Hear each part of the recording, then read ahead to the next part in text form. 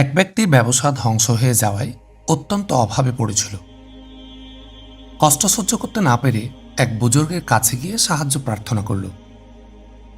বুজুর্গ তার অভাবের কথা শুনে ব্যথিত হলেন এবং বললেন, সাহায্য করার মতো আমার কাছে কিছু নেই, তবে আমার এক বিত্তবান দোস্ত আছেন, তার কাছে গিয়ে আমার কথা বললে আশা করি সাহায্য করবেন। লোকটি সেই বিত্তবান লোকের কাছে রওনা হল। যখন তার বাড়ির দরজায় গিয়ে পৌঁছল তখন সন্ধ্যা হয়ে গেছে। ভিতর থেকে একটি লোক তার স্ত্রীর সাথে রাগারাগি করছে। তোমাকে কতদিন বলেছি, বাতির সলতে মোটা করে দিও না।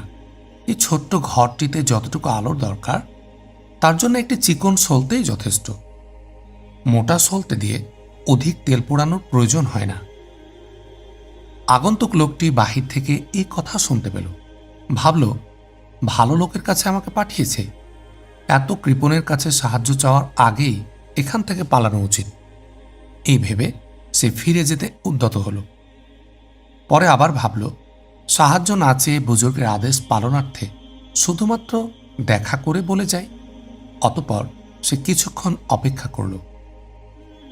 বাড়িওয়ালা বাহিরে আসলে সে বলল, স্ত্রী পুত্র নিয়ে বড় অভাবে ছিলাম। আপনার দোস্তের কাছে গিয়েছিলাম সাহায্যের জন্য, কিন্তু তার কাছে দেওয়ার মতো কিছু না থাকায় আপনার কাছে পাঠিয়েছেন।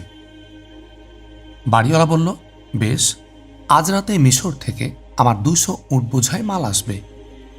মালসহ সমস্ত উট আপনি নিয়ে যান। লোকটি অবাক হয়ে বাড়িওয়ালার দিকে তাকিয়ে ঠায় দাঁড়িয়ে রইল। বাড়িওয়ালা বুজুর্গ বললেন, রাত্রি গভীর হওয়ার আগেই কাফেলার কাছে পৌঁছে যান। ওই উপত্যকায় গিয়ে দাঁড়ান, ওদের আসার সময় হয়ে গেছে। লোকটি বলল, একটু আগে বাড়ির ভেতরে সলতে মোটা করার অপরাধে এক ব্যক্তি তার স্ত্রীকে তিরস্কার করছিল। আপনি কি সেই ব্যক্তি নন? বাড়িওয়ালা বলল, হ্যাঁ, সে আমি। সেখানে ছোট্ট ঘরটিতে যতটুকু আলোর প্রয়োজন ছিল তার জন্য একটি চিকন সলতাই যথেষ্ট ছিল। মোটা সলতে ব্যবহার করে অধিক তেল পোড়ানোর প্রয়োজন ছিল না।